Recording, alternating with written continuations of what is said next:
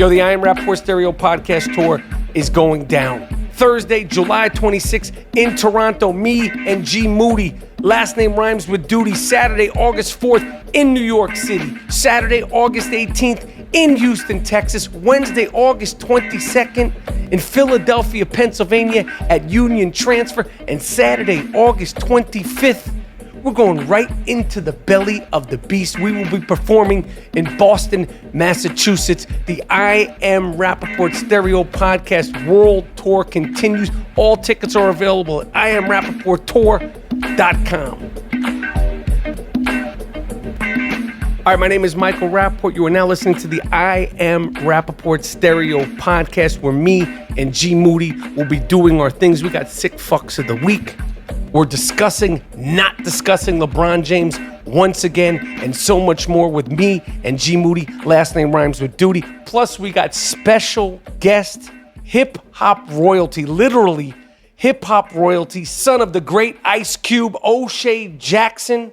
True blue hip-hop royalty. O'Shea Jackson Jr. is talking about what it's like to grow up to one of the people who created gangster rap, how he got the part in Straight Out of Compton to play his father, Ice Cube, what's good and not good in hip-hop today, and so much shit talking. O'Shea Jackson Jr. is a young shit talker on the rise. I Am Rapaport Stereo Podcast. Coming up next, Miles Jordan. Let me get something funky.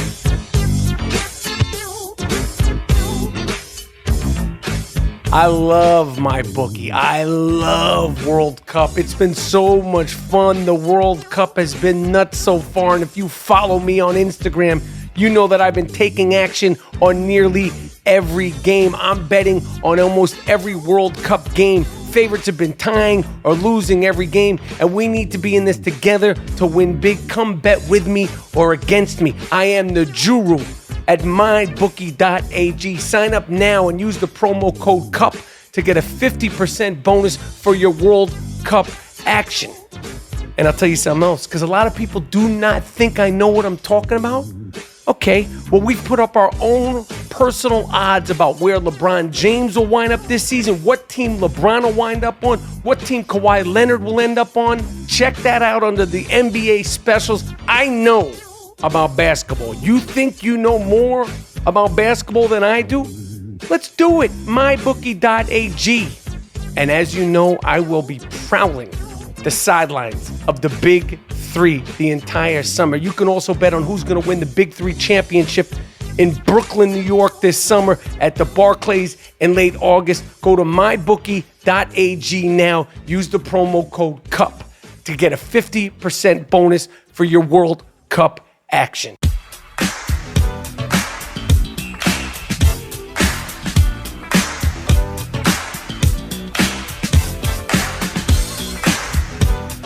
All right, it's the I Am Rapaport Stereo Podcast coming live and direct. My name is Michael Rapaport, a.k.a.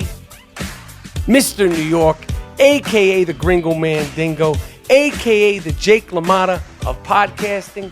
I'm here with G Moody, the Ed McMahon of podcasting. Haven't used that one in a while.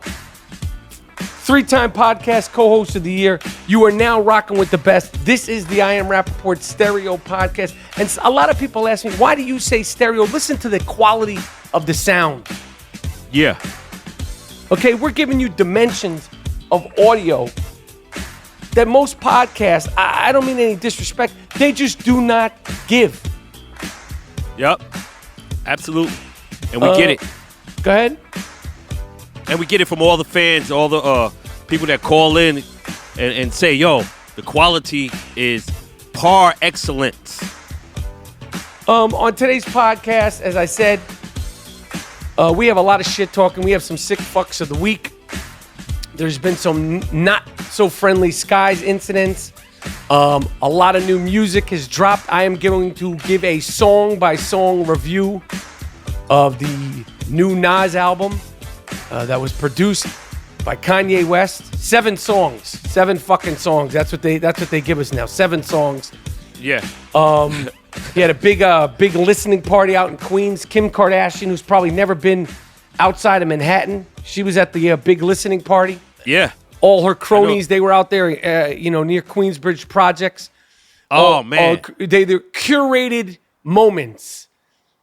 These are curated moments. These are not spontaneous moments. These are curated moments. We want to create this moment. We want to create this vibe. Forget spontaneity. That doesn't happen anymore, especially with Kanye West. Matter of fact, we're just going to jump into that album. Wait. For them, going to Queensbridge is like going to the Great Wall of China. Yeah. It's like, oh, wow, I've heard so much about this place. Oh, Look at that building. Look at that building. Why do all those buildings look the same? There's 10 or 12 buildings over here that look these are Queensbridge projects. Yeah. Holy shit. Yeah. They're going to rub the wall like the Notre Dame motherfuckers. Nas released the record. Nasir, Friday. I believe it was the 15th. I only know that because my brother's birthday is June 16th. Happy birthday. Again to Professor Eric Rapaport. Hell yeah.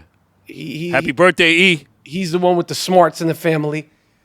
So Nas had a big listening party the night before out Queensbridge projects. Kim Kardashian and her friend with the fucked up face that she's always with, the guy, not the girl, the guy with like the face and the fake nose. He got the fake nose and he's always on the show. He's like, acts like he's got he talks like he's literally has his finger jammed up his ass. I don't know if he does or he doesn't. I don't know what his sexual orientation is, but he sounds like he's got like a finger and or a pencil jammed up his ass. They were out there taking pictures on the big Hummer. Like, they were like, who needs the Beat Nuts? Who needs the Lost Boys? Who needs 50 Cent? Who needs LL Cool J? You got the Kardashians in Queens. Yeah. They like I said, it's like the seventh wonder of the world in their world.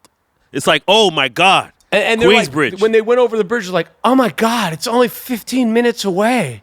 Wait, I thought you had to like take a journey to go out here. Right.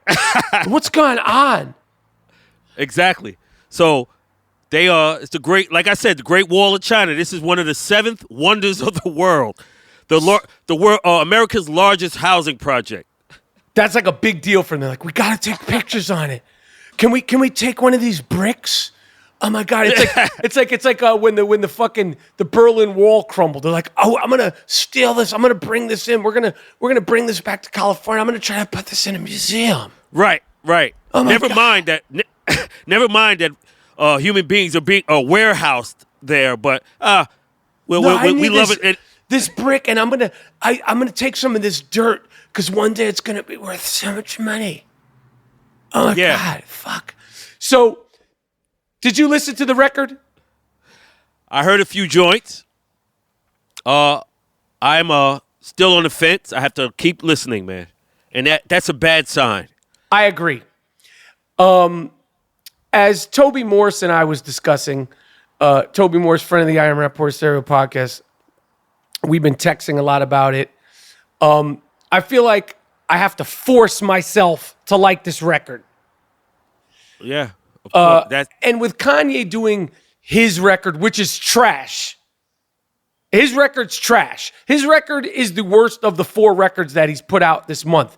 He put out the Kid Cudi collaboration. I don't fuck with it. He put up the Pusha T record, which I really like, and he put out the Nas record. And your own record is the trashiest. And we forget it was just a few weeks ago that he was talking all that shit. All that slavery was a choice, and all the crazy TMZ shit. And I started to think, I said, was he doing this? Because now that it looks like, now he's not talking about any Trump shit. He's in Queensbridge. It's like all hip hop.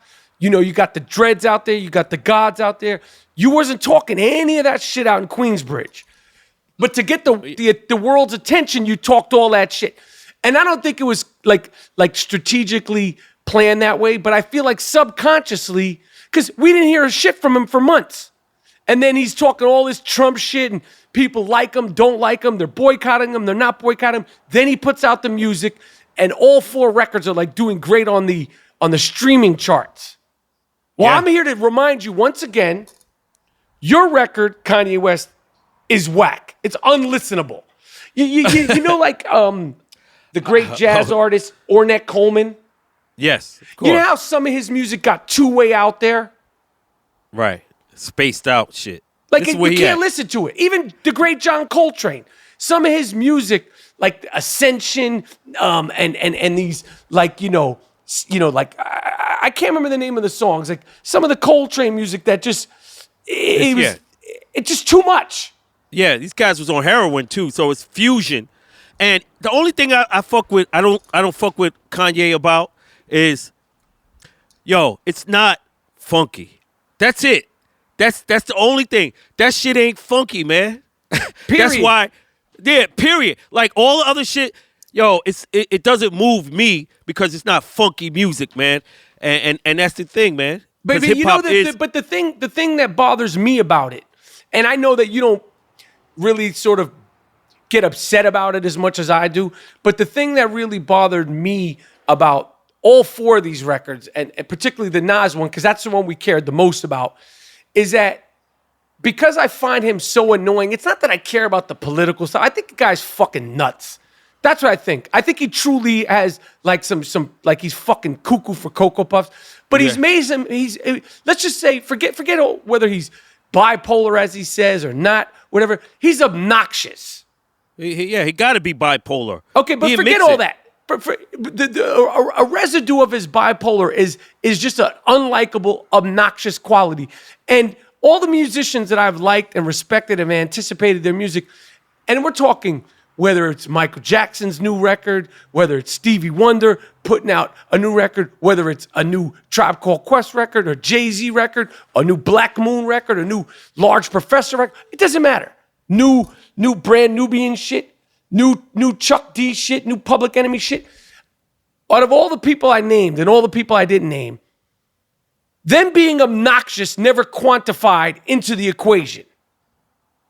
Oh, okay. Like, so it's never I had to be like, oh, well, I don't want to listen to Erykah Badu because she's just too fucking annoying, or I don't want to listen to the new Roots shit because Questlove is just too annoying, or I don't want to listen to, the new Beatnuts shit because Juju from the Beatnuts, he's just too annoying. Like his interviews are just too obnoxious.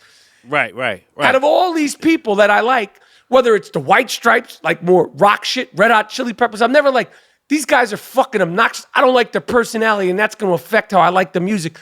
And as much as I tried to not let his personality affect my judging the music, he's so obnoxious and so unlikable that it played into it. Like, he's so much of a person who's out of touch, with what people like, and he's so arrogant and so self-indulgent that it made my listening to the Nas record, I had to keep listening to it to get past that. Now, that being said, oh yeah, man, I can't stand this fucking guy. I think he's a fucking clown. Damn. It's that bad. Yo, I just want some funky music, man. I know. And funky beats and fly rhymes. It's a simple concept. I always want that. That's my standard. And if you could flip it and the MC could get down on it, that's my standard. If you doing some other shit that doesn't make my head nod immediately, you lost me. That's always been since I've been 9 years old, man. So if it gotta be funky. DJ Premier said that. Funky, man. Prince, funky. You know what I mean? So that's what James Brown developed. Well, created. I'm gonna break down this record, which. My first thing is that it feels incomplete. Even the songs that I think are good feel incomplete. Some of them feel unfinished. I feel like they decided to do a record together, but no one was fully locked and loaded into the purity that made Nas great. Listen, we're not going back to 91, 92, 93. Yeah. You're never going to recreate Illmatic. You're never going to create where you put these 3 or 4 extraordinary producers all together and everybody was trying to outdo, and the stars were aligned, and MC Search and Pete Rock and Premier, Large Pro, Q-Tip, and Nas is never going to be 19 again. I know that. He's never going to have that first record again. I know that. Just like, fucking Donovan Mitchell's never going to have his rookie season. You know, Yeah. people grow, they change, they evolve. So I get all that. But Keep it funky, motherfucker. exactly, keep it funky. Keep it funky. And, you know, the first song on the record is called Not For Radio. It's not really even a song. You got Puffy on there doing his shit talking. And, you know, it's like an intro to a song. So it's called Not For Radio. It's like an intro for a song. So right there, we go from 7 songs to 6 songs. Right there, we have one less song because that's not really a song. It's just like a setup for a record, okay? The second song on the record is Cop Shot the Kid, or Cop Shot, with a dope Slick Rick sample from Cop Shot the Kid, for I think it's a children's story. And it starts off with a Richard Pryor sample and it melds into it, dope. But then this song, like Nas is kicking his shit, and then you gotta fucking, and then this is when it becomes just a distraction. And then Kanye comes in, he's rhyming, and I'm like, you're not really that dope. You're not that dope, and you're unlikable. So just stay behind the boards. You know what I'm saying? Or have AZ come in there and rhyme. Give us some nostalgia. And that song, as much as like the sample is dope and it's like the Slick Rick shit, it just ends. It's like very short song, and that's why I feel like a song like that's unfinished. You know, like I'm like, this is not like, why are you stopping the song? Like, why is it ending? So that's a good song, but it's short. The White Label song, it's just the next song, not funky. You know, it's some witty bullshit, not funky. Nas Escobar is always gonna kick shit. His rhymes are always tight. He's always kicking knowledge. Not funky. I give that a That's my review of White Label. The song Bonjour, talking about what he eats, what he drinks. Again, this is like, I'm like, this is Nas Escobar. You giving me 7 songs, which is really just 6 songs. This song Bonjour, nah. Okay. The best song on the record is it's got like a real sort of emotional feel to it. It's called Everything. That's a good song. It's a dope song. Nas is he's kicking some heavy shit. It's dope. Right. This dude, Future, is on there singing. And then here comes Kanye singing. And I just want to make a message directly to you, Kanye.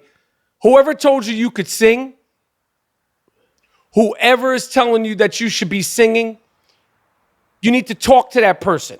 That person is fucking lying to you, Duke. You're not a good singer.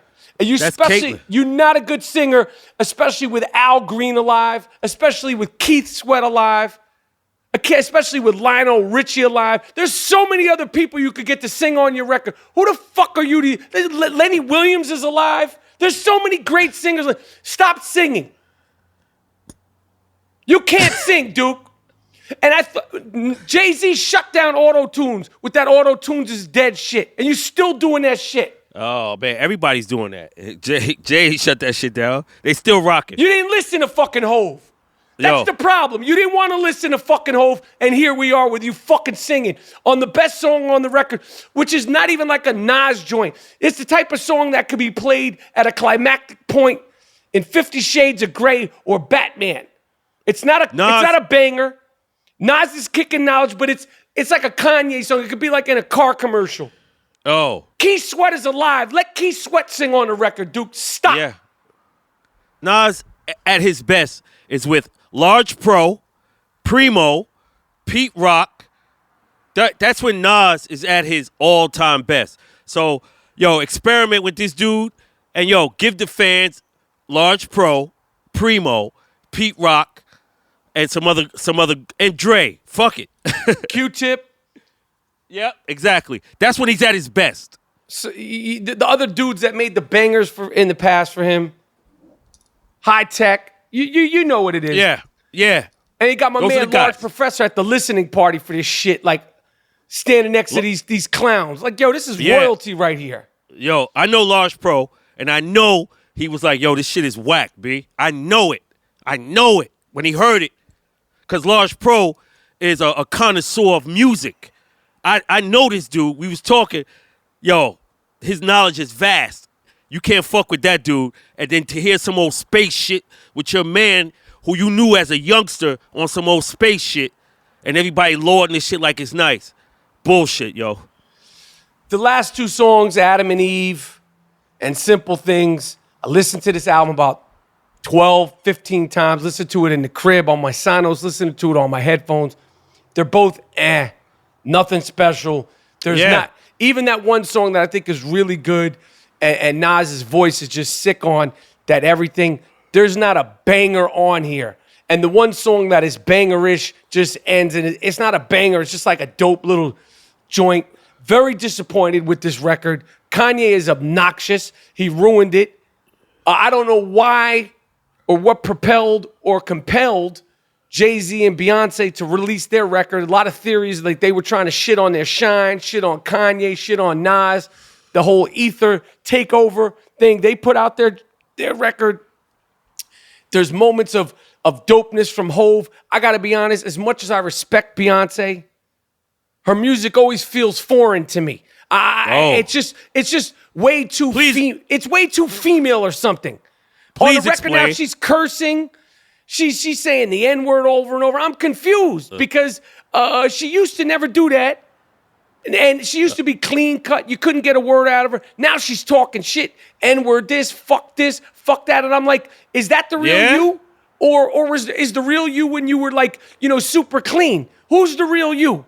Oh. And it doesn't mean I don't respect her as an artist. She's a dope artist. But like, I'm just like, what's your deal?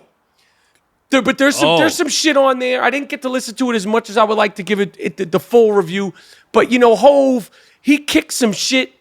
It's some grown shit, and it's definitely some shit you could rock over the summertime. It's definitely some summer shit. There's moments I can't give it my full review, but I gave you my full review of the Nasir record, and I gotta say, as much as I wanted to love it, I don't love it.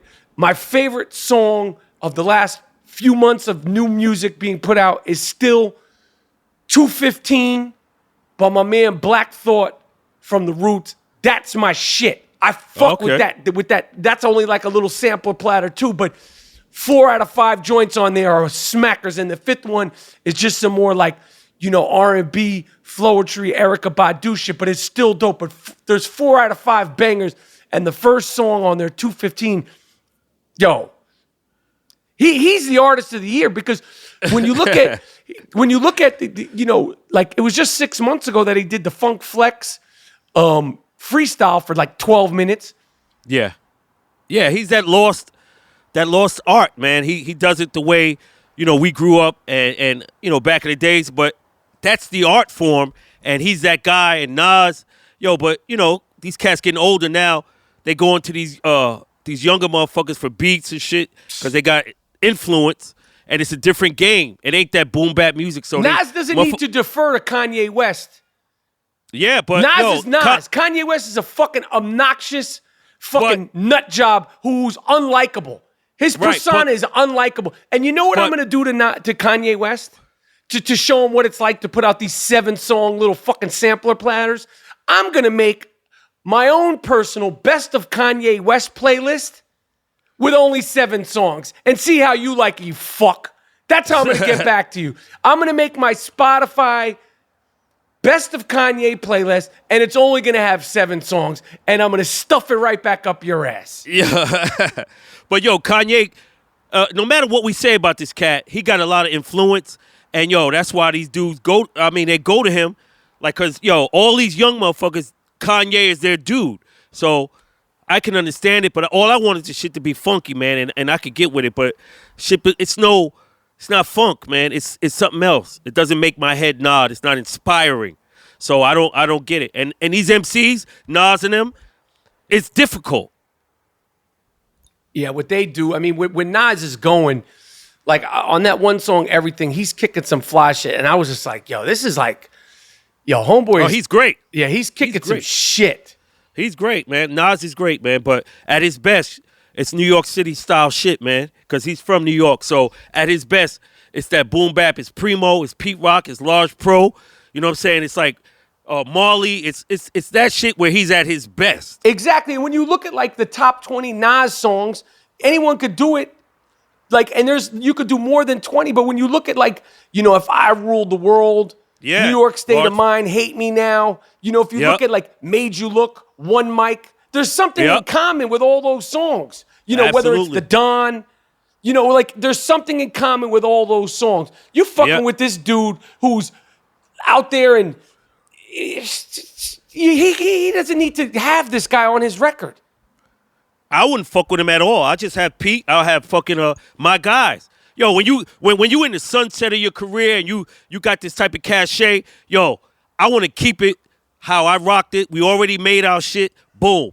Let's keep it funky. It's art, but dudes feel they need to go, you know, with the influencers, what they call them.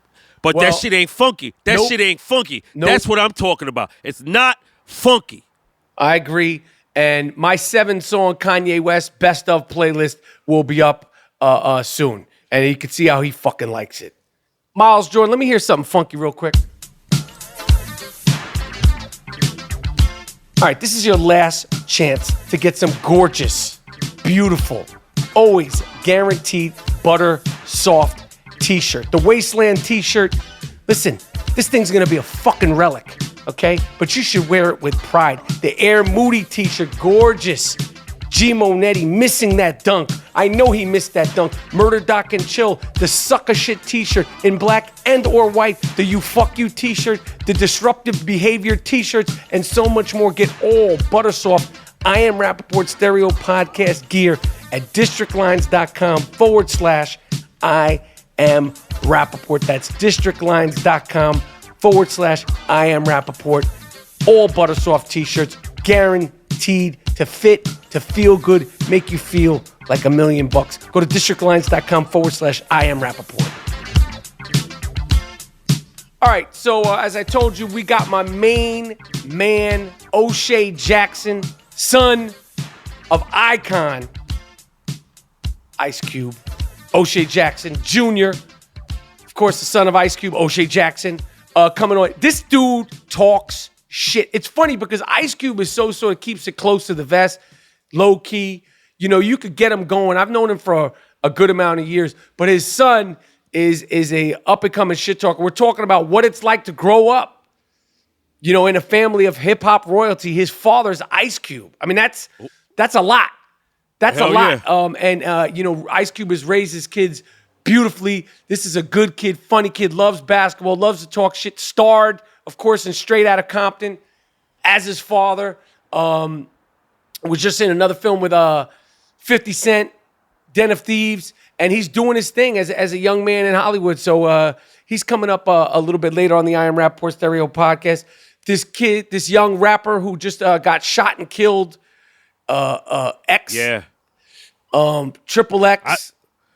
Condolences to his family, man. Man, it's 20 so bad, years old. Man. Damn, 20. I meant shit.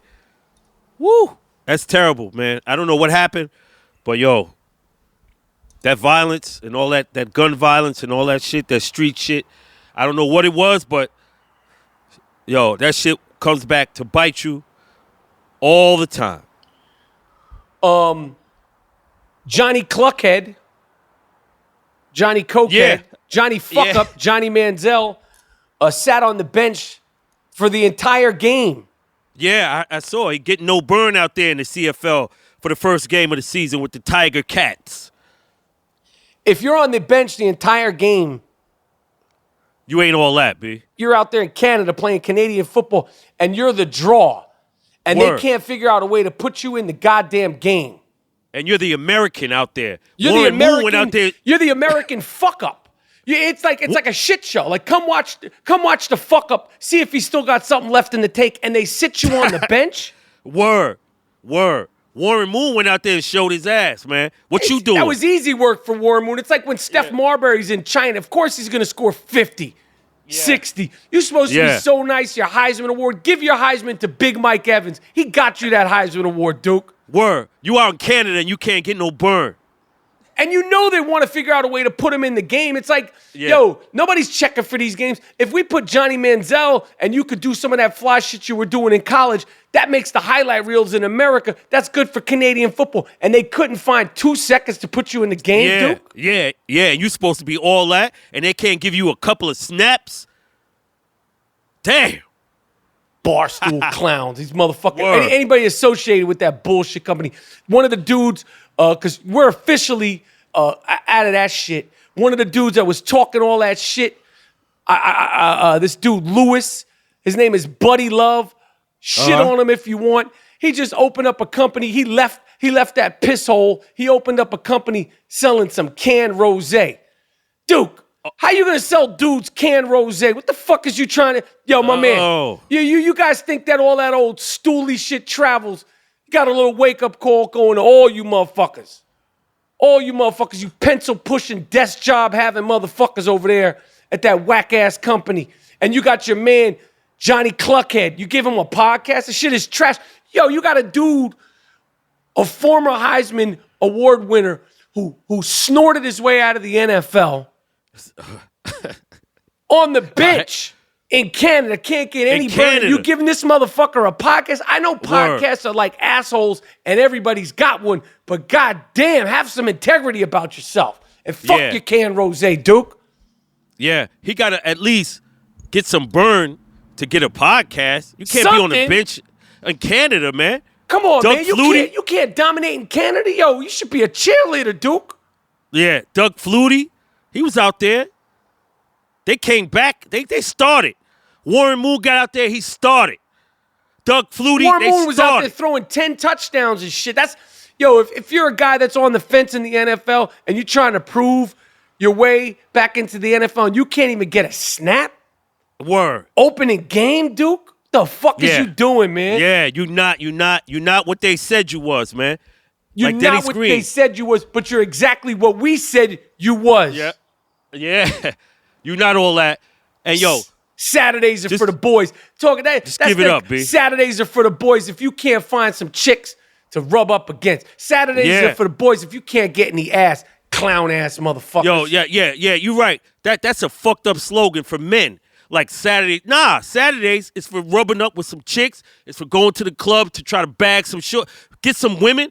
That's what Saturdays is for. Saturdays are for two-stepping at the club. Word. The fuck is you talking about? Saturdays are for the boys. What kind of program y'all running? On, man. Some Caitlyn shit, B. Over there on the Lonely Boys Club of America. Motherfucker, get some friends, man. Yo. Yeah. Watch some Happy Days episodes. Check out Fonzie, how he used to do it. Yeah. Yes. Yo, Saturdays ain't for the boys. Saturdays is for cooling out, getting some drink, and getting some nice women around you. Don't let these motherfuckers fool you. Saturdays is for drinks and having women around you. Miles Jordan, let me get some of that sick fuck of the week. This award is earned, not given. It's called the sick fuck of the week. This guy's really sick. Lock him up. How could you do it? Don't let him out. Damn. You fucked the dog? You what? You fucked the dog? Why would you fuck the dog? Why would you fuck your girlfriend's dog? What? Sick fuck. The sick fuck of the week. It's earned. Earned. Not given. You did. What? No.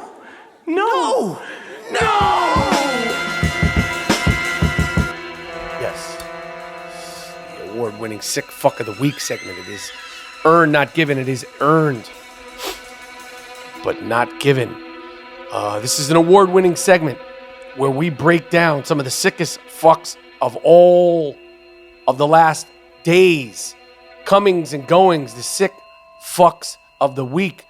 I will start this. All right. I hate to bring up another incident. This is becoming some sort of epidemic, but a New York City firefighter, a well-decorated, well-connected New York City firefighter who was once booted from the New York City firefighting department over some racist online rants. Oh. If that wasn't embarrassing enough, he has now been caught and charged for defecating in a neighbor's backyard in New Jersey. I feel like every single time that we do this award-winning Sick Fuck of the Week segment, we are now talking about one man crapping in another man's private private area and or just blatantly crapping out in public? Word. Why? I do not know. But you're Mr. Colitis, motherfucker. You're supposed to shed light on this I've talked about it and I've thought about it endlessly. Yes, I am Mr. Colitis, and I am a guy who is known to drop a deuce in public, but Christ. I have my issues, and I'm not proud of it. I am proud of the way I have dealt with it. I'm proud of the fact that I've never gotten caught. You hear that? That's me knocking on wood. God forbid. Would it be good or bad for business of the I Am Rapaport Stereo podcast? Would it be good for the I Am Rapaport Stereo podcast business if you caught me on some infrared light, dropping a deuce in broad daylight? I don't know. In this day and age, if I would be looked at as a hero, or would this just be the end of us? Yeah, I think it would be the end, because they would say why he didn't go to the bathroom, why he didn't clean it up. See, that's the thing. Nobody cares. If you got a problem, you got a problem. But when you doing this shit and then not clean it up, you trying to say fuck me. So I'm gonna say fuck you, man. All right. Well, we're gonna try to keep get our way back to the bathroom and avoid incidents like that.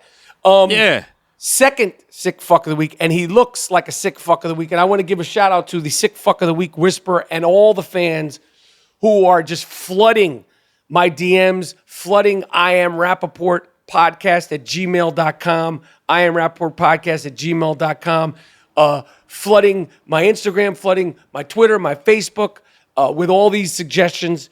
But once again, the cream rises to the top. The sick fuck of the week whisperer sent us this one. Gregory Alexander, 82 years old. Do you know Mr. Alexander? Nope. Looks like a real sick fuck of the week. Of course. They all do. He's from Florida. Was charged with battery and interference on an aircraft, interrupting and interfering with aircraft operations. He not only screamed racial slurs and taunts at an American Airlines flight attendant, he pushed her and jabbed her with her finger when he called her a fat. I believe he called her, I'm quoting, a fat animal. He was arrested. He managed to forcibly slide past her and make his way back to his seat. Old man Gregory has been charged with various crimes. Listen, whether you're 82, my father's 85. Uh-huh. He not acting crazy like this when he's at the Green Kitchen or at the bar when he's flying. And if you're 82 and you can't fly alone and you've lost it, yo, you shouldn't be flying on a plane. And if you need a shit bag, bring yourself a shit bag. But when the lady says sit down because there's turbulence or something, you got to sit down, Duke. I don't care how old you are, Duke. Yes, sit down, man. When it's turbulence, I got a sick fuck for you right now. Check it out. Oh, have at it. 2 roommates face rape charges for allegedly grooming a prisoner to be their sex puppy. So they invited homeboy over to do fetish. Puppy play is what they call it. Jesus. So they had money out on all fours, like acting like a dog, and they were gonna wear him out, and then he was gonna be the dog for the rest of the afternoon. Jesus. Puppy plays are new now. I can't believe this, but they got charged, and they was on some rape shit. They raped money. Oh, these people are animals. And they turned him into a dog, and they raped him. Nothing funny about this. These are true blue sick fucks. Shame on these animals. Yeah. Jacob Lester and Benjamin Mooney invited their friend over to turn him into a dog to wear him out. Did they arrest these animals? Undoubtedly. Jesus Christ. This is an update on one of our old sick fucks. You remember the mom in Kentucky who was trying to teach her 14-year-old daughter a lesson on not to drink, and she forced her daughter to drink so much that she passed out and was sick and all this. This is mothering in 2018. Yeah. This animal got 20 years. Now, I'm not saying she's not a sick fuck and she didn't deserve to go to jail, But I got to say, there's sex offenders out there. 20 years is a long time. This woman obviously needs help, and, she should be charged with some sort of crime. But think about it. There's people carrying guns. You could get a gun charge and do 5 hard ones. This woman, obviously, she broke the law, and she's a sick fuck. Yes, but 20 years? There's sex offenders that have molested people 7 years, 11 years, and they somehow, some way get out of jail. To me, this is, I'm not in favor of any sick fucks of the week roaming the streets, but 20 years seems like a really harsh sentence. Thoughts, Mr. Moody? You are absolutely right. That's disproportionate. I think the punishment should fit the crime, and of course, it'll probably be appealed. And but you're right. 20 years is too harsh, even though she's a sick fuck. Yes, she is. Obviously. Right, but that's too much. That's too much time, man. Punishment fit the crime. Finally, a Boca Raton man, Florida, was at Miami International Airport peeing in public at the airport. Let me just remind everybody, when you're at the airport, when you get into fights on planes and you're at the airport, you're not on regular grounds, you dummy. You can't piss against a tree at the airport. You can't just unfold the loaf and piss in Miami International Airport if you're not in the bathroom. It don't work like that. You're gonna get more charges than you were for public indecency at a park. You're in an airport. I don't know if it's federal or what it is, but I don't understand why people think airports and planes are the place to try to get crunk. It's not the place to try to get crunk. Yeah. Did you hear about the story where a dude brought a sex doll up on the plane and he tried to hit it. He hit the sex doll on the plane. They had to land the plane. Money. So you couldn't wait till you got off the plane. You couldn't wait. Like if you got all gacked up and you're that hot, you couldn't go in the bathroom and choke the chicken if you got to do that. I'm not gonna lie. When I was younger, I did that. I did that in my 20s. I did that a couple of times. Not all the time, but 5-hour flight. You're horny, you're young. You could do that. There's no shame in that. But when you blowing up the sex doll on the plane, we're going to land the plane, Duke, and you might get beaten up on the plane. Wait. You choked the chicken on the airplane? Yeah. Oh, my God. Not in my seat. I said in the privacy of a bathroom. Shit. You bugging, yo. You crazy, man. Well, this guy. You can't wait? I'm saying this is years ago. I've been flying, I've been flying for years. I'm saying this is years ago. I'm being honest and being open.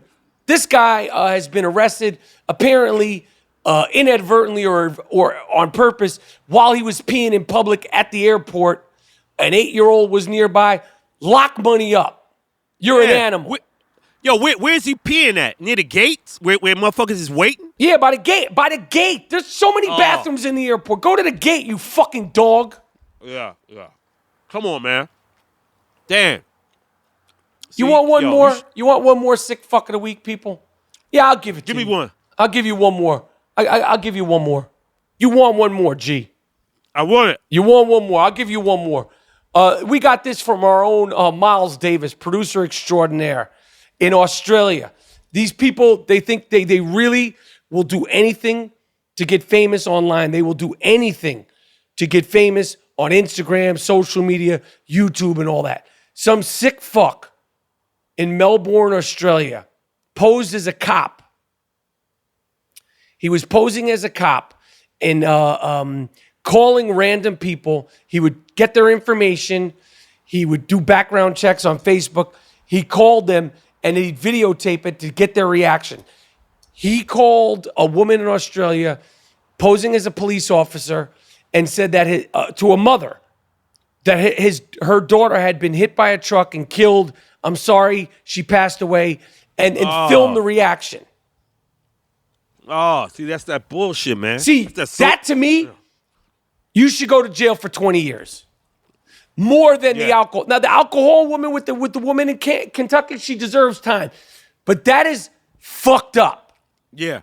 I'm not saying he should get 20 years, But if I was going to put one of them away, this guy would go away.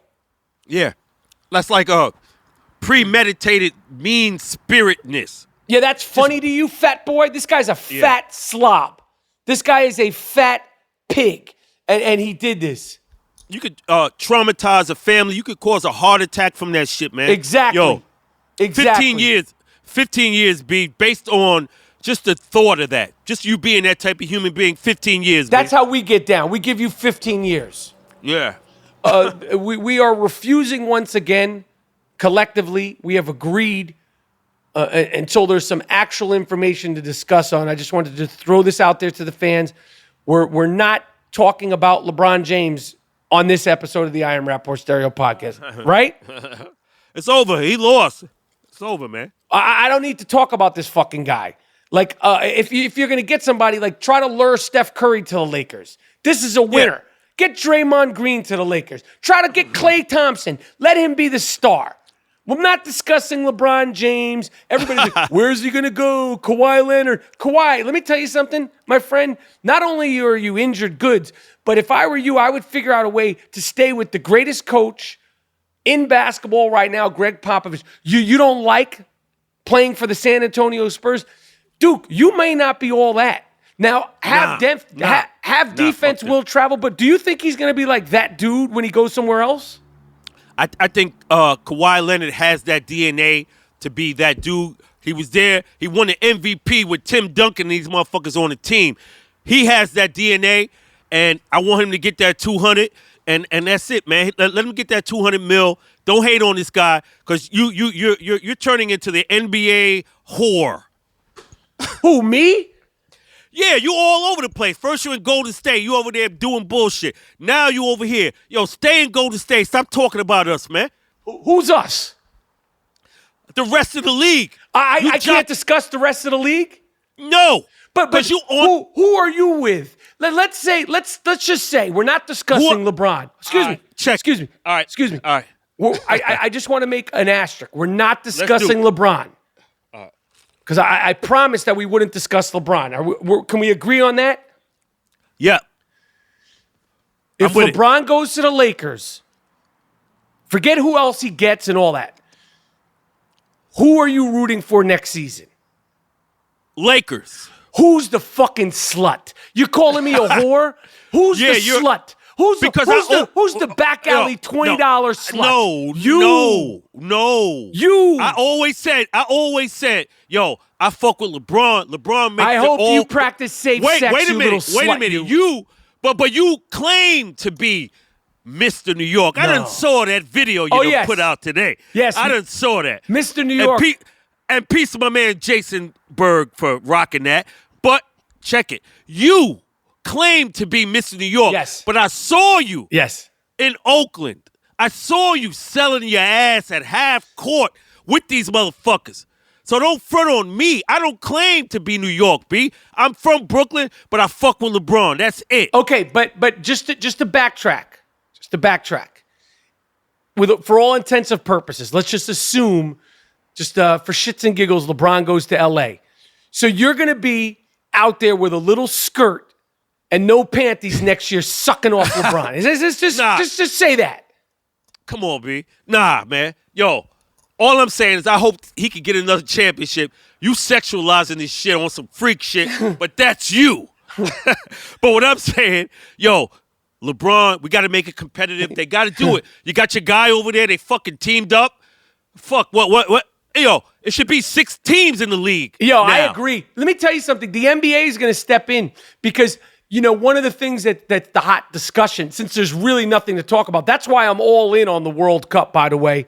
Shout out to everybody who's been hitting us up about the World Cup. You see, Mexico beat the shit out of Germany. And anytime the Germans can lose in anything, the proud Jew in me stands up and shouts.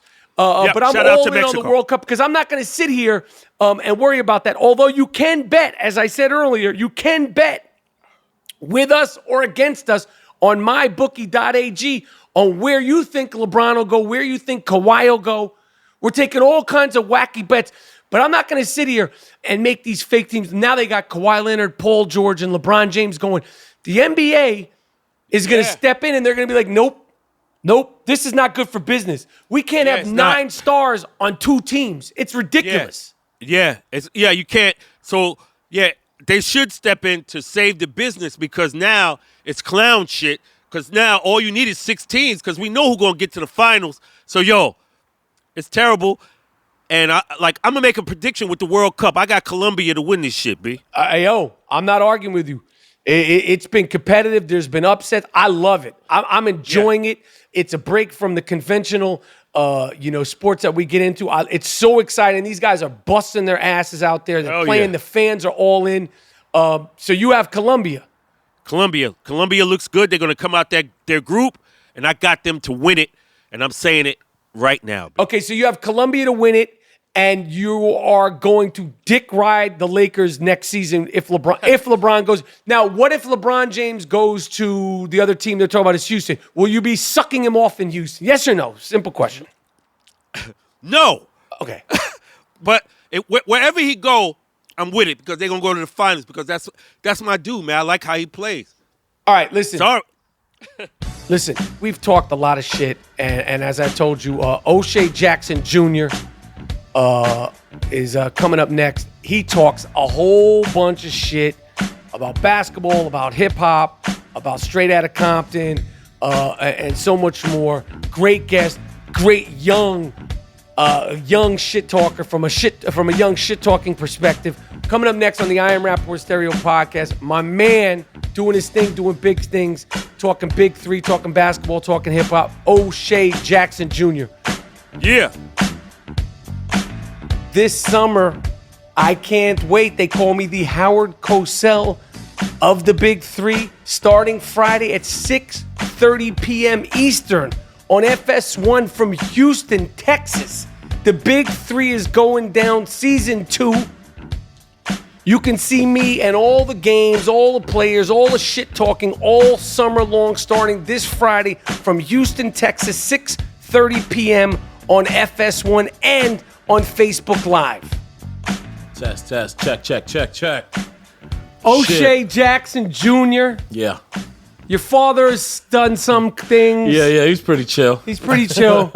In the house.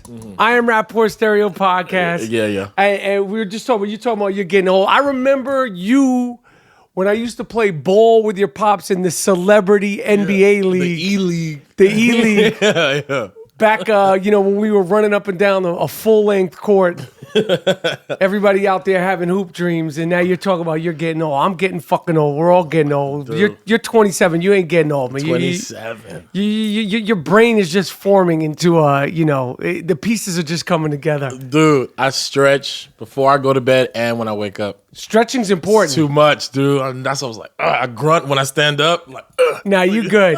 You came over here with the in and out. You're straight, man. If you can eat in and out, when you're my age, when you have to eat in and out, when you eat in and out, like you have to make an executive decision. You're like, what's going to be the ramifications? Like, how will I sleep from this? You could eat in and out. You could have in and out and again later on for dinner. Dude, I honestly, I might. I love in and out. In and out is fucking good. It's dangerous. You could have said, yo, Rap, you want me to pick you up like a double-double animal style. Sorry, man. No, you spared me. So, Shay Jackson Jr., let's get into this, because I know you like ball. I see your tweets. Yeah, I go pretty hard. So, you're a Laker fan? Die hard. All right, so we're going to get to your Lakers. Okay. Dude, but what do you think about this? You're 27. You're young. Yeah. Like, I get called a hater, because I shit on LeBron. Yeah. And if you're a Laker fan, even your age, like, it was okay to hate Kobe.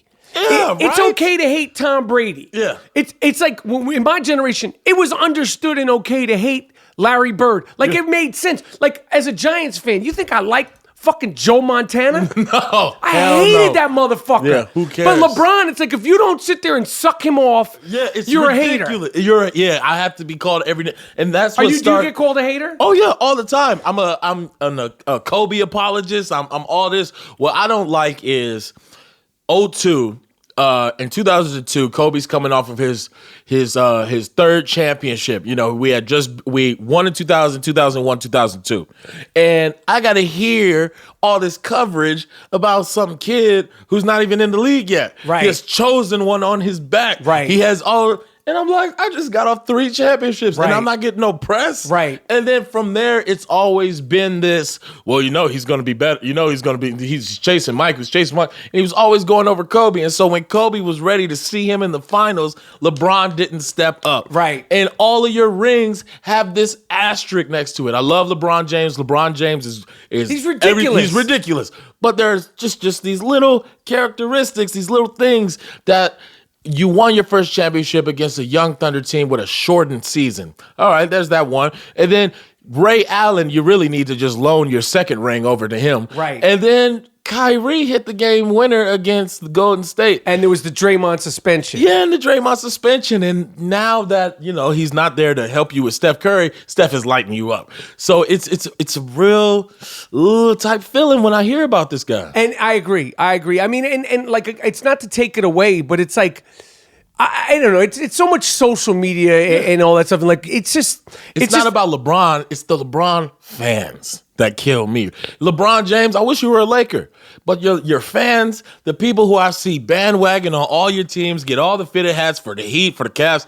I'm tired of it. All right, y'all are 3, 4, 6. So you're, if you had to say Kobe, LeBron, Michael Jordan, what's the order you pick it in? Oh, well, Michael Jordan, they never did shit for me, so I'm going to go Kobe Bryant. You got Michael Kobe Jordan, over LeBron. Mike. Yeah, dude, Lakerland. All right, thank you for the shoes, Mike. But Did he hook you up with some shoes? No.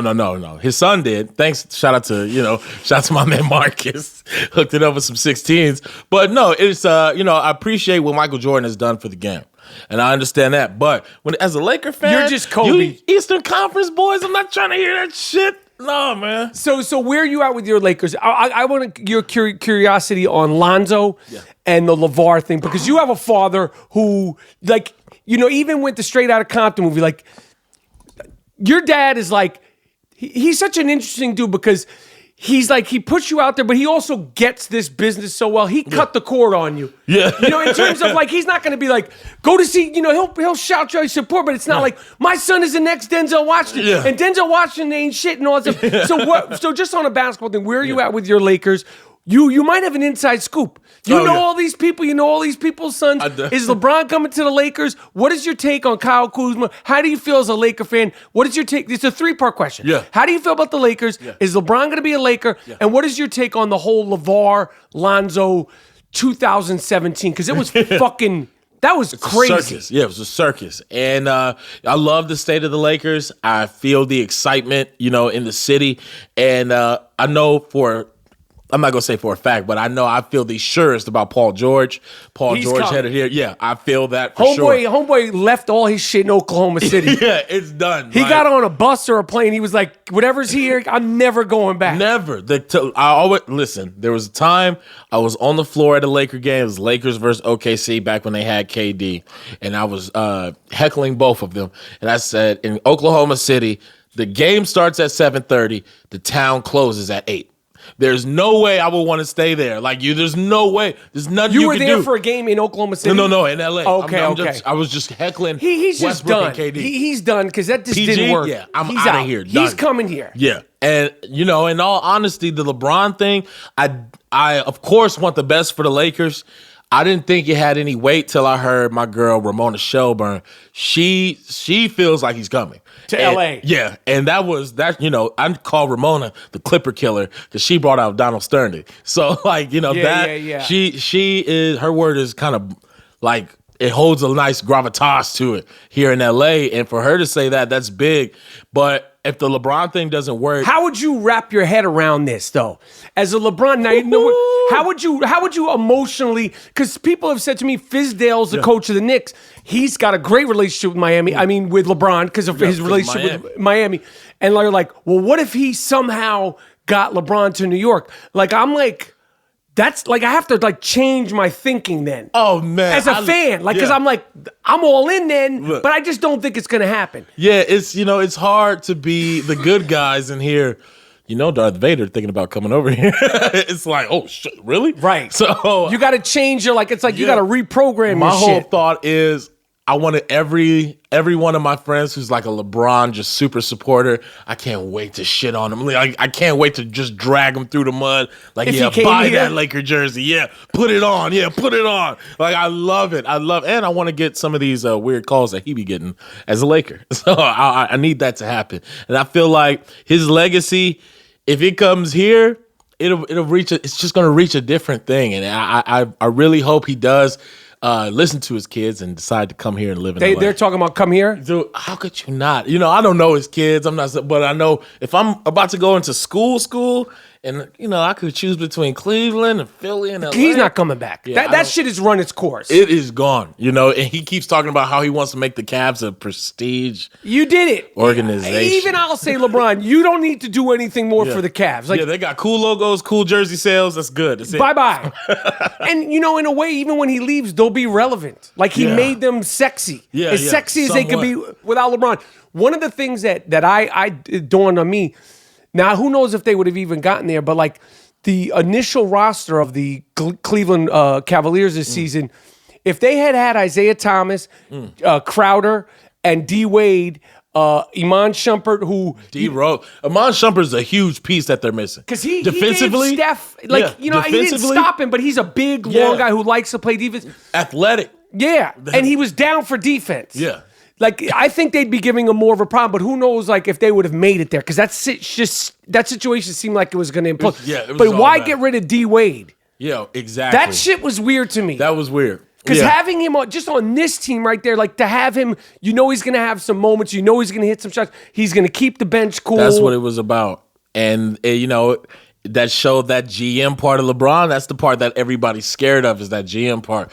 I know you would rather have kept Iman Shumpert and Dellavedova right now instead of paying Tristan and JR all that you did to hook them up. Right. And it's just things like that go into account that make us look at this dude like, do we want him on the Lakers? And then to answer your question about the Lonzo and LaVar thing. You speak on that. Because you're a son of a very, like, an icon. Yeah. And you're doing very your outspoken guy. Very outspoken guy, Yeah. but smart. Yeah, like your but father's smart. fucking smart. Yeah. Like, when I talk to him about the big three, I'm like, this is like a big picture dude. Like, going from, writing the songs that he wrote with NWA to leaving NWA. Yeah. To making a career as an actor, to be making a career as a mainstream actor. To, like, I'm gonna do a 3-on-3. Like your father's like on some Steve Jobs outside the box thinking, and if you tell me I can't do it, I'm gonna do it. Yeah, I'm gonna, and then I'll give you a call and see if you're still down. Right, It's that type of thing of, my whole thing. A lot of the people always ask me about Lonzo and LaVar because of how outspoken my father is. But I say, I'm gonna pat my dad on the back a little bit.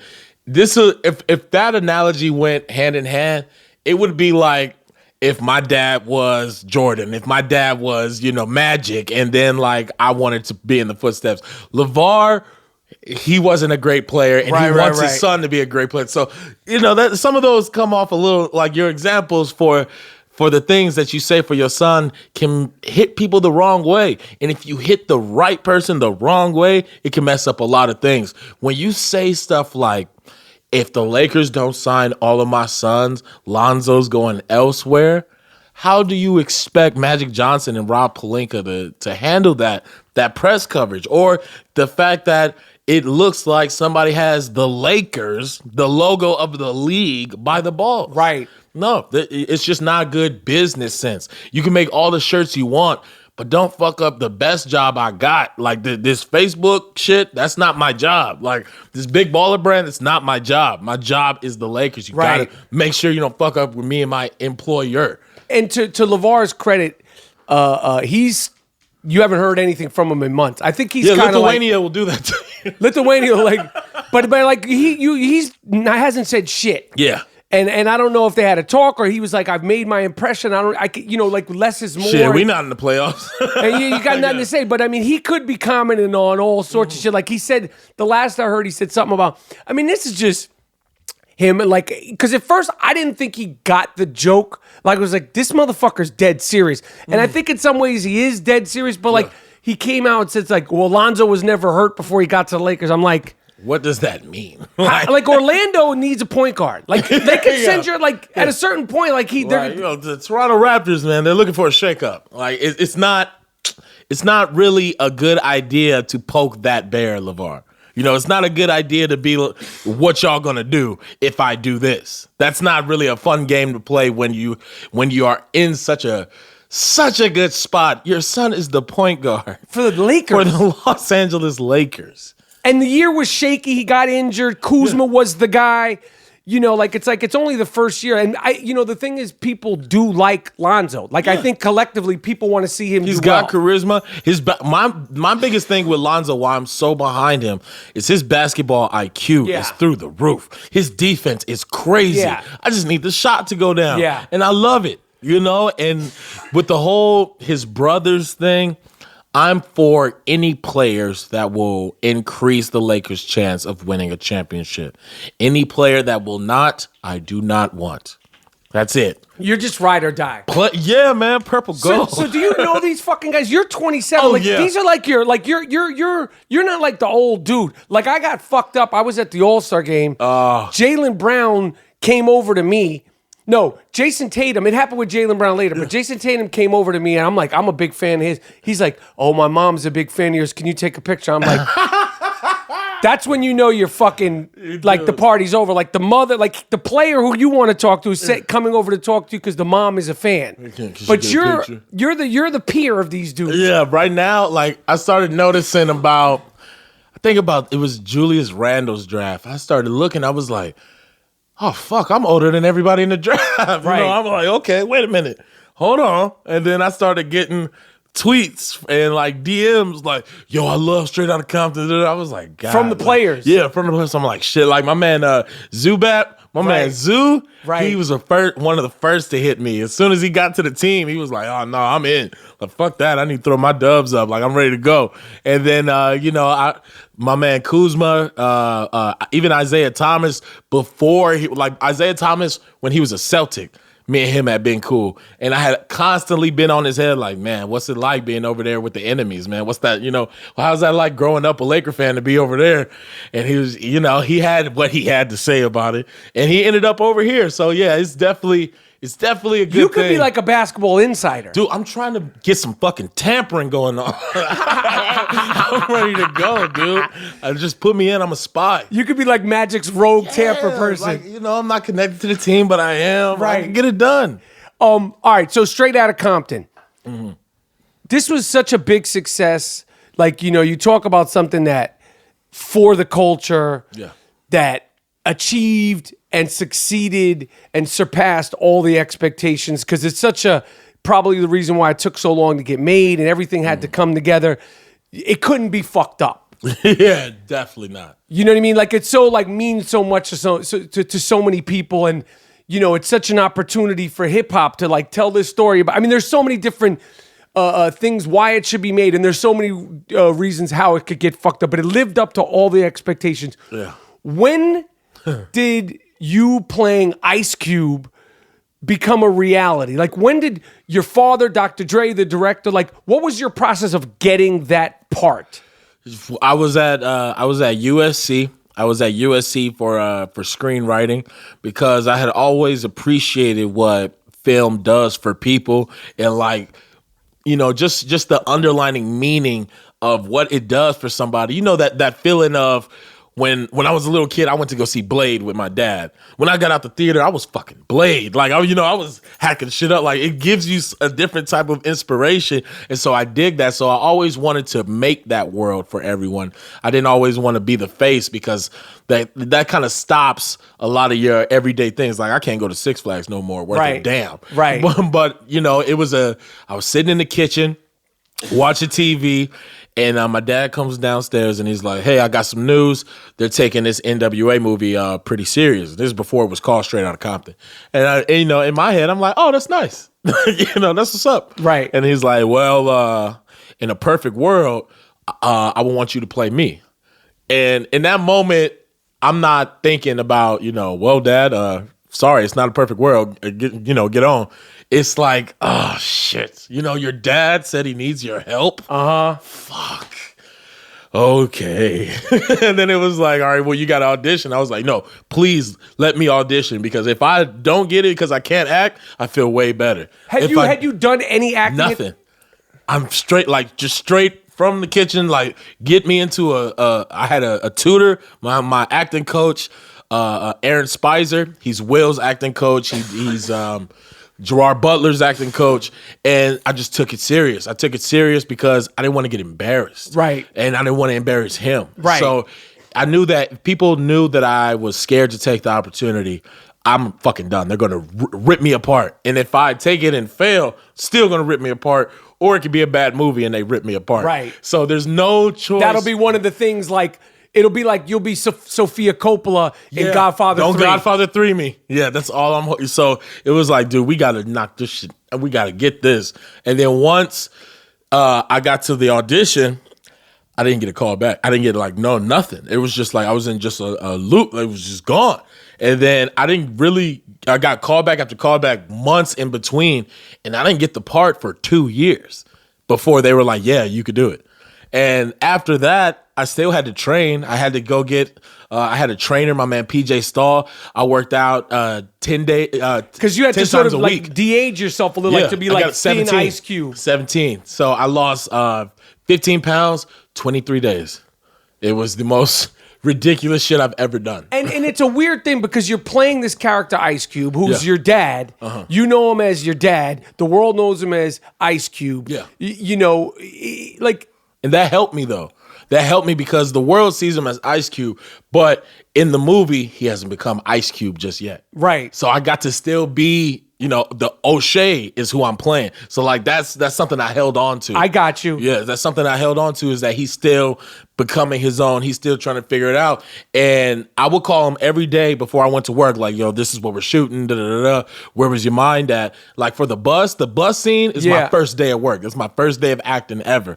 And I was like, Dad, what are you thinking? He goes, you're going to die. I was like, oh, well, all right, let me work with that. That's what he was thinking. Yeah, I'm about to die. Like, today is it. It's it. This fool just came on the bus with the gun. This is it. Did you get, it's such an interesting thing because, when I was thinking about having you, being interviewed, your perspective on, NWA is like, it's such an iconic group, and your father's career and his secrets of, there's like secrets of hip hop. Like we could do 200 films. We can do the documentary about Dre and the fuck was it called? I've talked about it. The Dre and Defiant Ones. And they were like, I actually, like, I saw that and I was like, whoa. Like, I was like, what the fuck? Because there's more shit and like more video and more stuff of Easy, and like you see Dre, I'm like, what the fuck?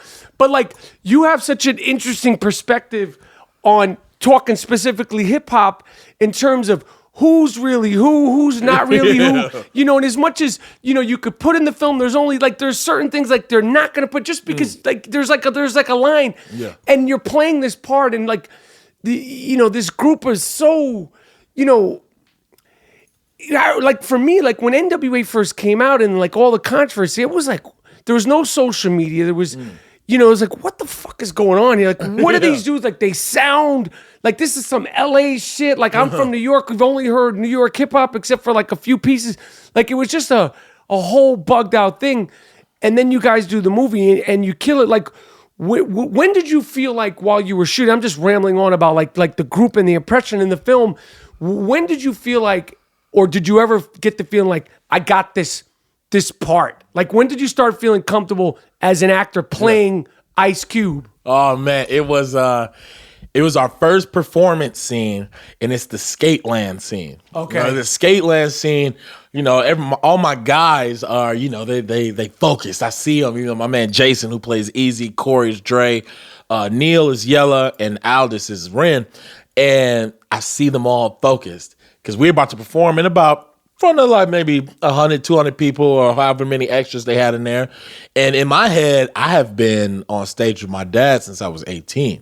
So I'm like, this ain't shit. Like, I'm about to rock this bitch. Like, and It's not even like we performing a song that not everybody's gonna like. Like they supposed to love it. Like I'm about to kill this shit. And we had went through the scene a couple of times, and then so I finally asked Gary Gray, the director. I said, "Can I get one?" And he was like, "What you mean?" I was like, "Can I get one? Can I like try to do my own thing with this one?" He was like, "All right, if you kill it." And so I, went to stay. I told the crowd, I was like, "I need y'all to go fucking ballistic. I'm gonna be still as shit, and we just gonna rock this bitch." And then at the end, the whole do that shit.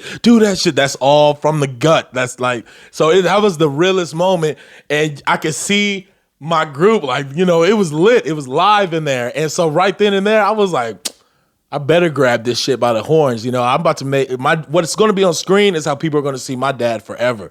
I'm about to superhero the fuck out of this, So after that, you couldn't tell me shit. You felt comfortable. Oh yeah, I'm in it. And so you went to USC. You graduated from USC? Oh no, I became an actor. Oh, so how many years did you? I was in the middle of my second year when Straight Out of Compton came, and so I had devoted everything to it, and I didn't get the part until my friends were already graduating. So I'm fucking nervous, dude. I'm like, yo, I ain't got no income, left college. Like, I need to get this shit, dude. I need to make this acting shit work, or I'm gonna just have the finger pointed at me. And so I'm still riding that shit. I'm still trying to make that shit work. Now, one of the things your father did that was a game changer for him, and it was controversies like, who did it, was Friday. Yeah. And, he penned that shit, and whether it was him and put whatever the fuck that was. But you went to school for screenwriting. Yeah. Do you want to continue writing? Like, Yeah. is that something you want to do? Because, one of the things your pops talk about was ownership and owning the shit. Yeah. It's a huge part of it to be able to, because if I'm just an actor, being right. and I'm just waiting, how that gets when Right. that space in It between. sucks. Oh, when you have nothing to do during the day, it drives you crazy. It's cool for a minute, then it sucks. I tell people the first 2 weeks of that unemployment are chill. Yeah, After cool. that, yeah. So that's it's boring. yeah. So I want It's scary. You got to present it for yourself, Right. You have to use all the style that you got, the skills that you have, and the one thing about USC. It taught me the difference between a movie and like a film, like a reel, you dig, one of these Cannes Film Festival type shits, Right. and some popcorn shit, So it gave me a different look, and it helps me so much with acting that how could you not want to write still? How could you not want to make something for yourself? There's so many ideas that you come with just from being in the set environment. Right. That you like, no, somebody needs to, what would be dope? Write them shits down. Right. And then it's done. So you think you'll do something with writing? Oh yeah, I got a few ideas that are definitely pretty heavy. I know what I'm giving the most attention to right now is I'm writing the story of the real original Los Angeles Police Department, like the first, like Going how it way was back. made. Yeah, way back when they had this little town, Los Angeles, and the jail was a fucking boulder with a chain. Like way back. What made you think about that? Stay in the realm of, the truth, and a lot of the stories of the original LAPD, there's still parallels to the LAPD now. Gotcha. And they can't get mad at you, or they can't block it if it's the truth. I got What you. do you want? Like, what are you upset about? Like almost like in terms like it started off, there were flaws in the system to begin with. From the beginning, and yet you think something's going to change, and then so all coverage is good coverage, you know. So any kind of controversy that I would get as a filmmaker, I have to make sure that everything that I'm showing is the truth, because you it's ugly. You might be mad, but you're just mad at a mirror. Right, I got you. All right, hip hop. Yeah. Let me just throw this at you. Okay. Excluding NWA, first I'll throw this at you.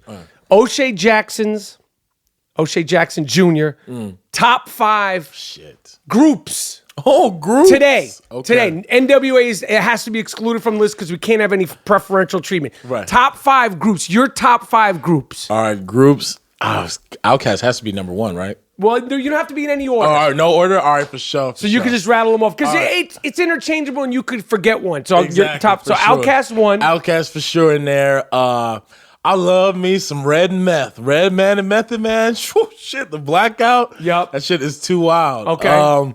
What else? Groups. Let's see. Groups. I do feel. Oh, let's see. It's harder in groups. I know I got my top 5 lyricists, but with a group, it definitely, a lot of them will be one side. I know Migos. I do like the Migos. I do like them as new artists, just to get some new school in there. These are your guys. This is your age. That right there. I at first I was just like everybody. I was like all that rap I was talking shit. But I know some bad motherfuckers when I see them. They know how to make some music. All right.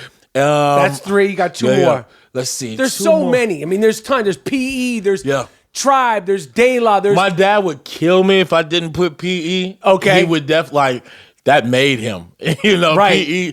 I asked my dad when I was a little kid who his favorite rapper was. He told me Chuck D. Like that, it's too much, and you got to go run. You got to go. You have to. I will get banned from life. Okay. And of course, I got a chance to rock with the Rev for that BT cypher shit. Cool dude. Always respect. I mean, it's like royalty. I mean, shit. Yeah, dude, the crispiest Adidas you've ever seen in his your fucking shits are life. like a different kind of white. There's no off-white shit with him. Don't even look. All right, so now throw, because top 5 lyricists, rattle them, excluding your father. Excluding my who's father. Always taking off a lot of lists. Which is fucked. Like, that's why I really wanted to do the movie, because I was like, are y'all serious? He was 16. He gave y'all hits when he was in 10th grade. Like, which is crazy about a lot of these dudes, like when I talk shit about a rapper who's 19, 20, they're like, he's only 19. I'm like, motherfucker, Q-Tip wrote Beneath That Bone when he was 16. Yeah. Ice Cube, like Eric B. and Rakim, they were 19. When they first came out, they were all like it wasn't like 40-year-old motherfuckers. Like it didn't exist. Melly Mel and these dudes, they were in their 20s and shit. So when you're like, he's only 20. Even producer Swiss Beats was 17 when he made Rough Riders Anthem. Right. It's Pharrell 17 when he was working with Teddy Riley. So I don't want to hear this age shit. Yeah, no. Your prime as a rapper, as a musician, historically is when you're young. Yeah, it's a window of when your shit is hot and other people are into your wave, and your wave will pass. It's an ocean out there, right? So it's. I don't want to hear that you're talking about 19-year-olds like, yo, he's whack. I don't give a fuck. UPS is hiring. Yeah, dude, it's definitely. We all love music. We all shouldn't do music. I agree. We all love, there's nobody oh, I hate music. Right. Like, nobody does that. Right. We all shouldn't do music. Right. So, all right, so your top 5. Top 5, if it's no Ice Cube on it. No Ice Cube. I gotta put my man Marshall Mathers on there. Okay. Scary motherfucker Marshall Mathers. Okay. Andre 3000 has to make that list. That's 2. Let's see, Jay-Z. No, I just have to. And my man, when he's not on his pussy talk, Lil Wayne is a bad motherfucker. Okay. And then, you're going to leave 20 people out. Yeah, I'm going to leave 1,000 people out. It's an interchangeable list. I would, if I could give him that spot, I'll give it to Biggie.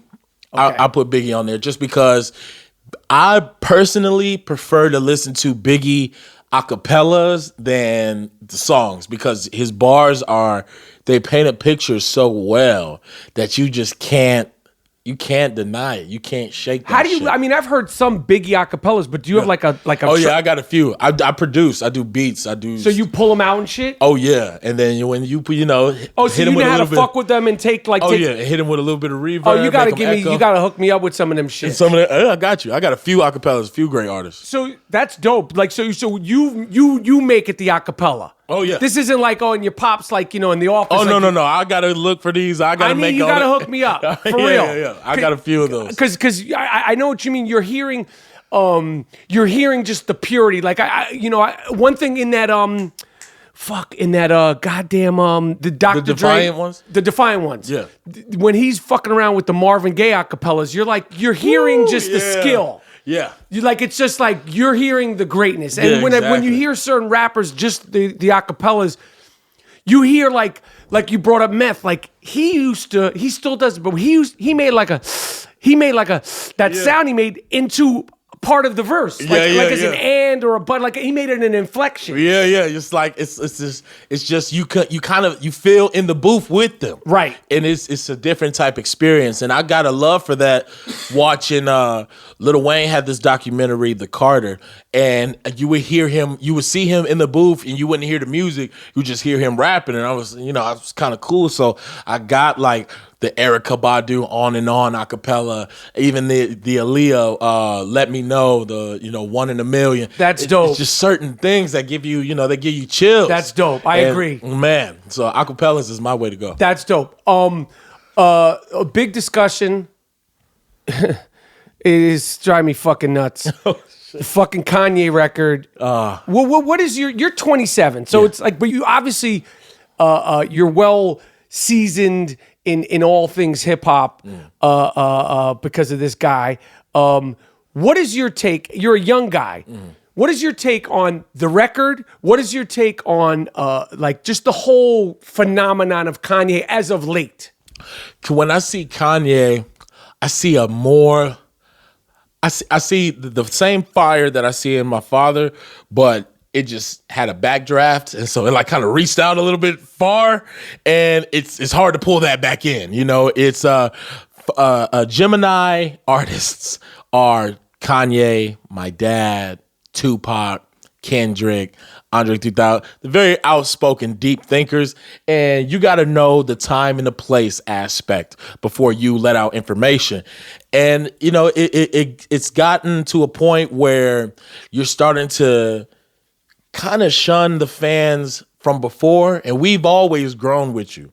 We've always grown with you through through all the struggles, college dropout and beyond. And it's been dope. It's always been dope. You've always delivered the good music. What I don't understand are the people who are truly like so offended by Kanye that they are just, like the witch hunt aspect. All you gotta do is not listen to a motherfucker to not hear them.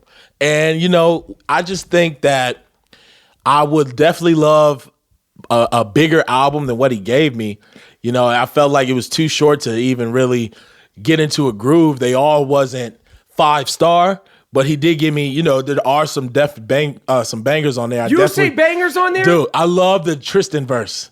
The Tristan Thompson disc. Yes. And of course, anytime you drop an Ice Cube bar, I'm going to love the song. I'm going to love the song. So, it sounds like Yeezus Part 2. Okay. And it's starting to tell me that any album that Kanye drops that's his nickname, like Yeezus was his old nickname and now it's Ye, that I'll wait for other people to play it for me. I'm not going to be upset at midnight like everyone was. Because for me, I love the Pusha T record and I love the production of it. You know what I mean? So I'm not like one of these people, I'm like, yeah, this guy's a fucking nut. Yeah. I don't agree with what he was saying. He's fucking bugging out. But at the end of the day, like if you play some shit, you play some shit. Yeah, it's hot. If it's hot, it's hot. That's the same thing with LeBron. Like, yeah, he sucks. Yeah, he's a crybaby. Wish he was a Laker. It's like rap beef. It's like whether you're on Ice Cube or NWA side, like, yo, they made bangers, he made bangers. Like you're gonna respond to the bangers or not. Yeah. Like music, there's no denying. Like it's the funk. You can't fake the funk, dude. You can't. You can't. Like if the fucking world came to an end and then they rediscovered James Brown 300 years from now, when they play it, you're gonna respond the same way you responded in the 60s. Yeah. There's you don't need explanation. And the thing about this record, from a production point, I'm like, I'm having to think too much, to try to appreciate it. I'm either responding or not. Like, I don't give a fuck about your politics. I don't give a fuck. Like, if you made a banger, nobody's gonna say shit. And that was a big thing. That, do you know what I'm saying? Yeah, he should just give me the bangers. I would have loved for you to what I'm upset with you about in the media does not have to be on your record all the time. Like, it does not. You don't have to keep reminding me about the Trump thing, or you don't have to let me know. Like, I don't need to know all the personal shit about the Kardashians. That's what I'm saying. Yeah. I don't. Like it's ain't TMZ. I'm not a fucking Us Weekly. Like I don't care about the gossip. Some diary type stuff. Nah, I don't give a fuck. I just want the bangers. And if you want to do the gossip shit, it needs to be under some shit. Yeah. You know, it's that. That's why I needed more than 7 tracks, because that way you have the chance to have those records and still satisfy those fans who want the banger. Right. So, you know, if you're making a little quick EP for the summer, That's an EP for the summer. That's different. But you're telling me you have people flying to Wyoming to listen to these 7 songs. I'm good. I'll just buy the shoes. I'm sorry. I fucking agree. What? So you dig the Pusha T record? Yo, I dig Pusha T. Yeah, You know, it's just he spits, and that's what I'm yearning for. Right. The dancing and club vibe only works if I'm at a party. I don't want to hear that all the time. And a record that I think if Kanye's record hit me the way that KOD did, the J. Cole thing, yeah. I would have nothing to say. Because KOD, J. Cole doesn't go for the club hits. He doesn't do that. No, but he doesn't. still finds a way to give me that message through, you know, still having banging beats, you know, motivate and like things like that. And it doesn't hurt to have the song for the NBA Finals. That doesn't hurt as well. But Kanye is going to be Kanye. That's the one thing that the piece that of my father that I see in Kanye is I'm going to do my thing. I don't give a fuck who sees it, who gives a shit, as long as, you know, I love me some me. And I got to respect that. And I know that he will continue to grow as an artist, and I'm not going to not be there when he hit me with that shit again, when he hit me with that good again. And all I'm asking as a fan is, can you put the fucking bear head on an album sometime? You know, can I get at least the back of the album have the bear head or something? Right. I do miss that part. I hear you because at a certain point, like I said, I don't know, man. It's just like it's such a weird time and social media and like the declaration. I don't care who the fuck it is. Yeah. If it's Rakim, KRS-One, you know, fucking Marvin Gaye, whoever the fuck it is, the Rolling Stones, whatever you're into, Coldplay, you can't declare something a classic after listening to it one time on some headphones. No. You know, like, it's a classic. Like, motherfucker, it just came out. Yeah, no. A classic Like, are you even stands gonna the listen? test of time. That's it. You're like, yo, it's an instant classic. The two don't they don't make sense. Like, are you even listening to this shit in July? Like, we're talking about classics. Classics, no, it needs time to breathe. It's just not. It's Music just not will get classics will get in your DNA. It grab you. Like you said, KRS-One, Step Into a World. When you hear that, you don't stop in your fucking tracks. Period. I gotta hear that record. Like, you know, it's just how it is. You gotta let it stand the test of time before you call it a classic. If you like the record, you like the record. If I like the Avengers, I'm not like, this is the greatest movie of all time. You know, I'm not like, you're caught in the vibe of the moment. I agree. And you gotta let that shit breathe. I agree. You know, I think hip hop, it's in such an interesting place because you have all these mumble rappers, then you have the J. Coles, you have the Kendricks, you know, you still have, you know, like there's just, it's in a good place. I just get, me as a fan, I just get worried that the diversity, because there was diversity when it was, you know, East Coast heavy, and then, you know, all the West Coast came, and then the South came with Ghetto Boys, and then Andre and these dudes, and then like even like dudes like MC Breed in the middle of the country. You know, Iowa was never really rocked. You know, you got my Seattle dudes, you know, and Florida, but like now it's like I don't think that like as production goes forward, I feel like that's suffering even more. Yeah. Than the rhymes. A lot of the songs are, if you blend them together, you'd never know the song went off. And it's everybody. You used to be able to tell where somebody was rapping. Who produced it. Yo, at least be able to be like, oh no, these are Timbo drums, you know? Or this is a Marley Marl beat. It's like... Or this is some DJ Quick shit. You could tell. And now it's, you know, there's so many... Because even I do beats and I'm on the same sites as y'all. And a lot of the sounds you get will say shit like... Mike Will made it type snare. And like you're biting his flavor now. So you're just getting a watered down version of this guy's beat. And yeah, you might be able to make it rock with the same things, but it takes away the individuality. Right. And even the repping part of hip hop. I've had to get into so many debates. You know how many people think A$AP Rocky is a down south rapper? Right. Like Right. He's from like Harlem. that. I gotta constantly ask, well, where is he from? Well, where's this dude from? He's from, it used to be different. You used to have a different type vibe. And, it has its gift and its cursed aspect. There's not always going to be top 5 artists coming out. There's got to be those guys That's who why will just they're give you a special summer dudes. hit. Yeah, that's why they're special dudes. That's why there's guys that stand the test of time. There's role players, and then there's the guy. And one of the things that I always go back to, the first frame that you see, I believe it's the first frame. I know in the Straight Out of Compton movie, the first time you see the Dr. Dre character, you see him what? Listening to music amongst all his records. So before he was thinking about being in groups, before he was thinking about being a producer, he was in love with these records. That was it. That's what he loved. Like a motherfucker who loved basketball, or like a motherfucker who loves science, or like a motherfucker who likes whatever. Like, and that image to me was indicative of why that man, turned out to do all the shit that he does. And I feel like now a lot of it is like, I want to be a rapper because I don't want to go to college. I want to be a rapper because, I'm going to get Instagram. As opposed to like, you need to love the music. And like when you see like guys like Dr. Dre, or you like Marley Marl, or Large Professor, or DJ Quick, or whoever the fuck, any of these guys are, like Pete Rock, Premier. Like if you talk to them about, you could talk to them about jazz, you could talk to them about rock, you could talk about heavy metal, you could talk about, soul music, and like they're like Google machines. Yeah, it's not a surface level thinking. No, it goes it's deeper like, than they that. love it. Like that digging in the crate shit. Like that's not like a fun thing to go to a record store unless you love it. Yeah, unless like I don't love it. Like I'm not want to like fucking go to some back alley basement shit and dig through records. Yeah, no. I don't love it. Like I want to listen to it. Yeah.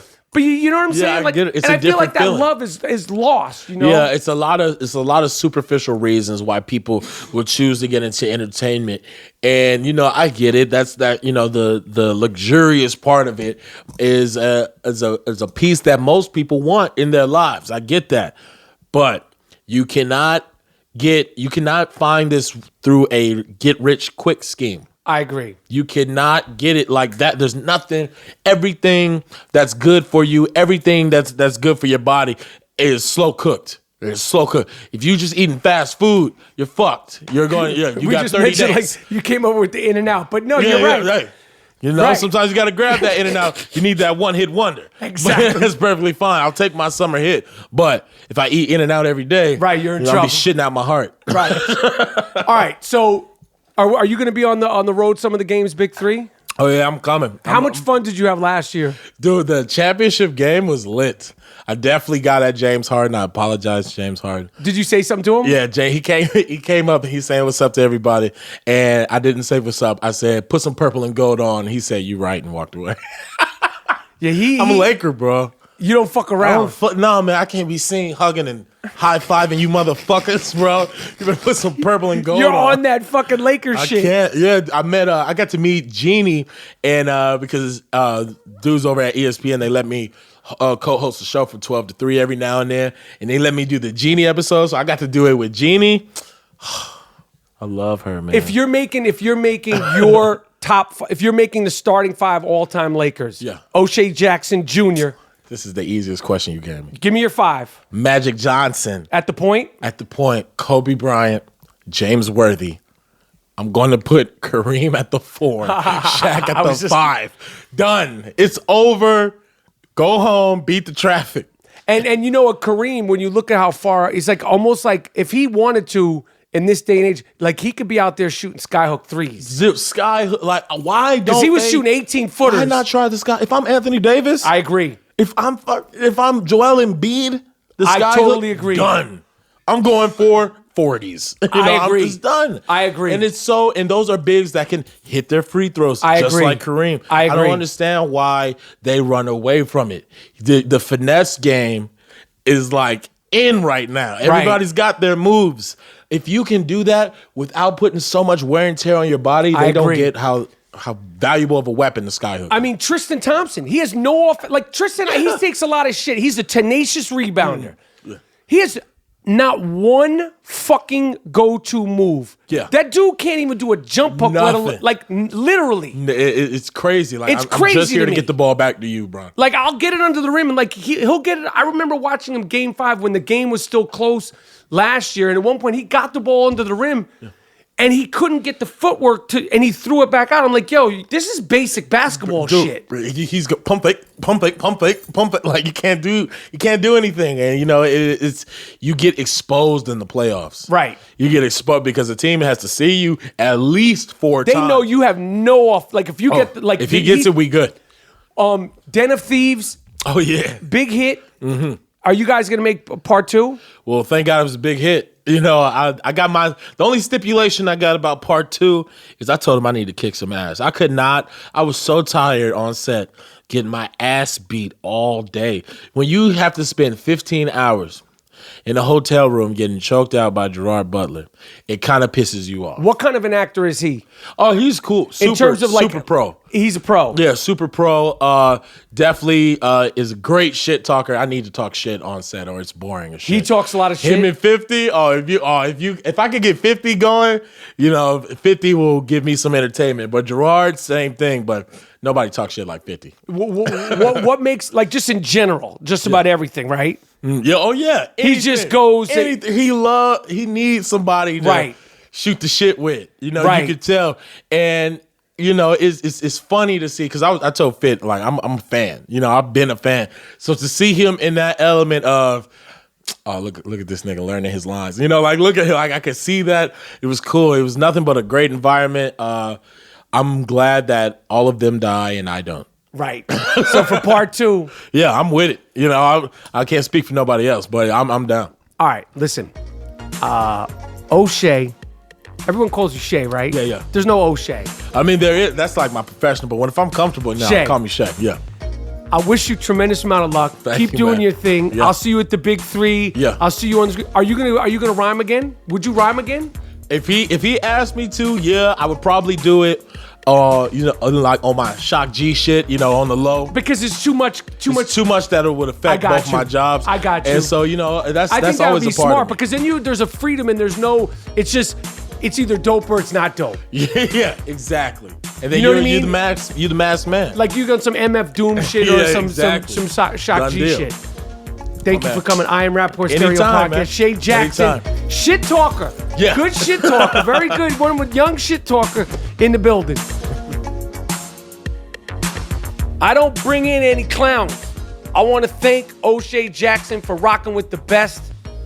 I will bet my bottom dollar that this dude will start his own podcast at some point. He loves it. He talks a lot of shit, knows his sports. He's doing the radio. He's doing all sorts of things on ESPN. Check him out on Twitter, O'Shea Jackson Jr. Thank you for rocking with us. G Moody, last name rhymes with duty. Peace. Miles Jordan, take us out of here with a smacker. Take us out of here with something nice. Let it play for the people. I'm out. Yeah.